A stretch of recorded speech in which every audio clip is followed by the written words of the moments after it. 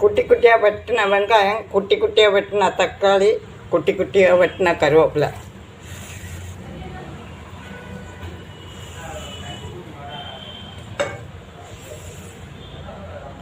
மஞ்சத்தூள், கொஞ்சம் மஞ்சத்தூள், கொஞ்சம் மிளகாத்தூள், கொஞ்சம் ஜீரகத்தூள், கொஞ்சம் உப்பு, கொஞ்சம் கரம் மசாலாத்தூள். இதை நல்லா அடிக்கணும்.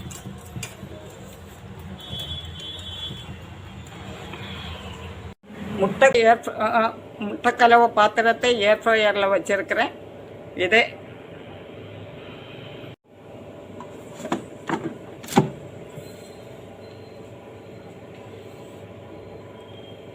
இதுதான் டிகிரி சுவிட்சு.